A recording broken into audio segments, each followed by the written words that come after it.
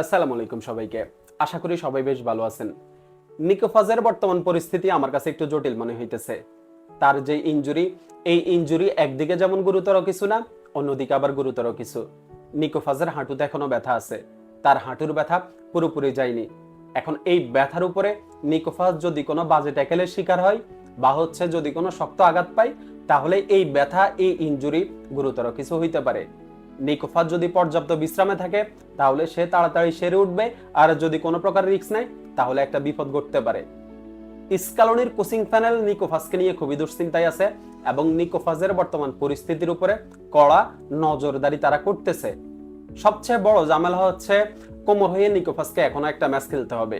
কোমর এই সিজনে এখনো একটা ম্যাচ বাকি আছে, সিরিয়ার সর্বশেষ ম্যাচ 25 তারিখে ম্যাচটা।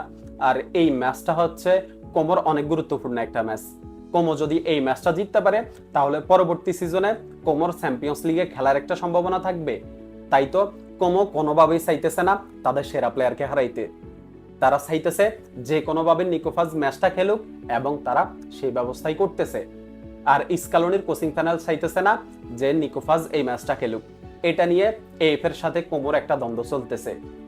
এখন যা মনে হয় শেষ পর্যন্ত নিকোফাজকে ম্যাচটা খেলতেই হবে। যাই হোক, নিকোফাজকে ম্যাচটা খেলতেই হবে। আমরা যা করতে পারি নিকোফাজের জন্য শুভকামনা জানিয়ে রাখতে পারি।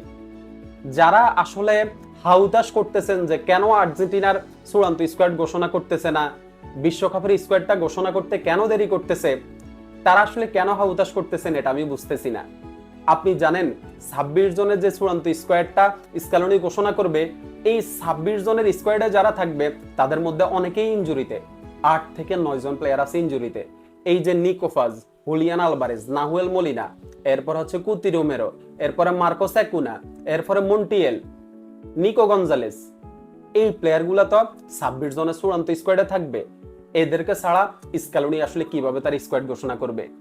এখন এরা যদি ইনজুরিতে থাকে, এরা যদি কোনো গুরুতর ইনজুরি এখন যদি বর্তমান অবস্থায় থাকে, তাহলে তাদেরকে স্কোয়াডে রেখে লাভটা হবে কি? স্কালোনি সবার উপরে নজরদারি করতেছে। স্কালোনি চাইতেছে 100% ফিট একটা স্কোয়াড। স্কালোনি কোনো ইনজুরি আক্রান্ত প্লেয়ারকে হচ্ছে স্কালোনি স্কোয়াডে রাখবে না, যার কারণে স্কালোনি সময় নিতেছে। এই যে আমরা স্কালোনিকে মাস্টার মাইন্ড বলি না, স্কালোনির এই সিদ্ধান্তগুলোর কারণে হচ্ছে আমরা তাকে মাস্টার মাইন্ড বলি।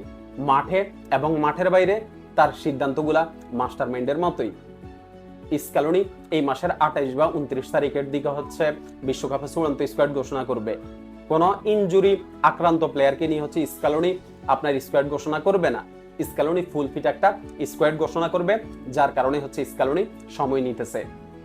এখন কোমোর হয়ে নিকোফাজ যে ম্যাচটা খেলতে হবে, শুভকামনা থাকলেও কোমো যেন ওই ম্যাচটা ভালোভাবে খেলতে পারে, সুস্থ থেকে যেন ওই ম্যাচটা নিকোফাজ শেষ করতে পারে। নিকোফাজকে আমরা আর্জেন্টিনার বিশ্বকাপ স্কোয়াডে অবশ্যই চাই। নিকোফাজকে ছাড়া আসলে হবে না। 26 তারিখে হচ্ছে ইজিজা ট্রেনিং গ্রাউন্ডে আর্জেন্টিনার বিশ্বকাপের প্রস্তুতি শুরু হবে। 25 তারিখে নিকোফাজ কোমর হয়ে ম্যাচটা খেলবে। আর 25 তারিখে ম্যাচটা খেলে যদি সবকিছু ঠিকঠাক থাকে, তাহলে 26 তারিখে ইজিজা ট্রেনিং গ্রাউন্ডে নিকোফাজ উপস্থিত থাকবে। নিকোফাজের জন্য শুভকামনা থাকলো। ধন্যবাদ সবাইকে।